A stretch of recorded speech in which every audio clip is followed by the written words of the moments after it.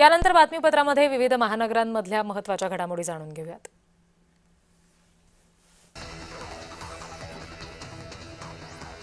संतश्रेष्ठ ज्ञानेश्वर महाराजांचा पालखी सोहळा 8 जुलै रोजी पंढरपूरकडे प्रस्थान ठेवणार आहे।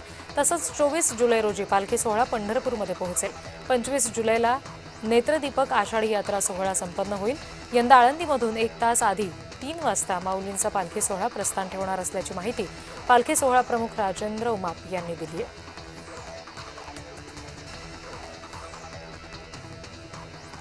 नागपूर विभागातील लोको पायलटने रेल्वे रुग्णालयामध्ये आत्महत्या केली। सुधाकर चुनारकर असं आत्महत्या केलेल्या लोको पायलटचं नाव आहे।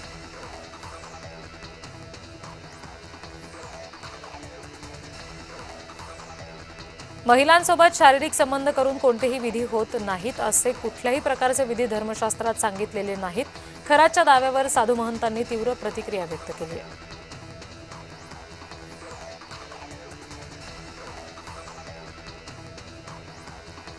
मुंबईतील नायगावमध्ये गॅस सिलेंडरसाठी एजन्सी बाहेर नागरिकांच्या लांबच लांब रांगा लागल्या होत्या। इराण-इस्रायल युद्धामुळे इंधनाच्या गाड्या रोखल्या जाण्याच्या भीतीने आणि ऑनलाईन बुकिंगमध्ये तांत्रिक अडथळे येत असल्यामुळे नागरिक हवालदिल आहेत।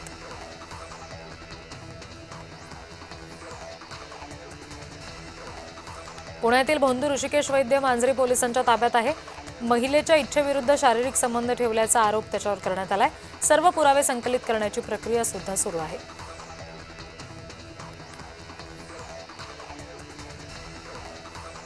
ऋषी वैद्यवर जादूटोणा कायद्याचे कलम लावा, महाराष्ट्र अंधश्रद्धा निर्मूलन समितीने ही मागणी केली।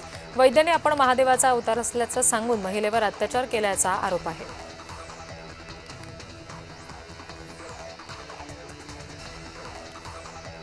मुंबई महापालिकेच्या आयुक्त पदासाठी 2 नावं चर्चेत आहेत। अश्विनी भिडे आणि असीम गुप्ता यांची नावं चर्चेत आहेत। मुख्यमंत्र्यांच्या अतिरिक्त मुख्य सचिव अश्विनी भिडेंच्या नावाची चर्चा आघाडीवर आहे।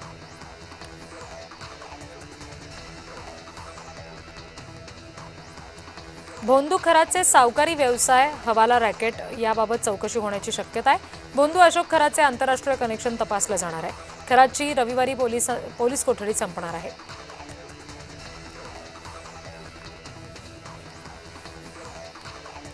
भोंदूबाबा खरात प्रकरणावर महापौर हिमगौरी आडकेंनी संताप व्यक्त केला। भोंदू प्रकरणामुळे नाशिकचं नाव चर्चेत येणं वेदनादायक असल्याचं त्यांनी म्हटलं। महिलांनी सजग राहावं, कोणत्याही भूलथाप्यांना बळी पडू नये असं आवाहन सुद्धा यावेळी त्यांनी केलं।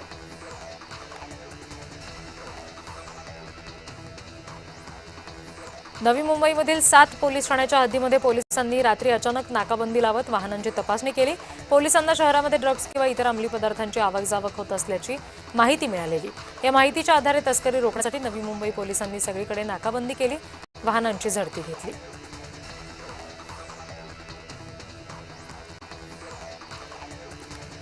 आखाती देशातील युद्धाच्या पार्श्वभूमीवर संभाजीनगरमध्ये गेल्या 15 दिवसात सूर्यफूल, सोयाबीन आणि पामतेलाच्या दरात प्रति लिटर 10 रुपयांची वाढ झाली।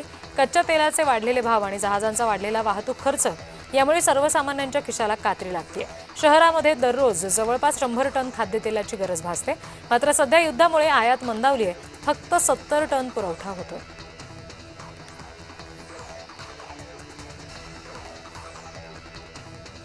नागपूरमध्ये 40.6 अंश सेल्सिअस तापमानाची नोंद झाली आहे। एकीकडे पावसाचा अलर्ट आहे, दुसरीकडे नागपूरकरांना उन्हाच्या झळा सहन कराव्या लागतात। विदर्भाच्या 7 जिल्ह्यांमध्ये शुक्रवारी दिवसा तापमान 40 अंशांवर गेल्याची नोंद झाली आहे।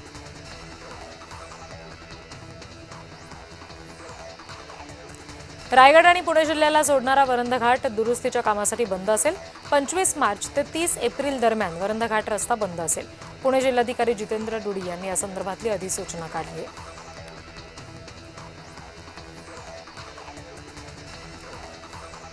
नाशिकच्या बहुचर्चित म्हाडा घोटाळा प्रकरणामधील बांधकाम व्यावसायिकांचा अटकपूर्व जामीन अर्ज फेटाळला गेलाय। जिल्हा न्यायालयानं अनेक बांधकाम व्यावसायिकांचा अटकपूर्व जामीन अर्ज फेटाळला। या प्रकरणामध्ये 49 बांधकाम व्यावसायिकांवर गुन्हे दाखल झाले असून काहींना अटक होण्याची शक्यता वाढली आहे।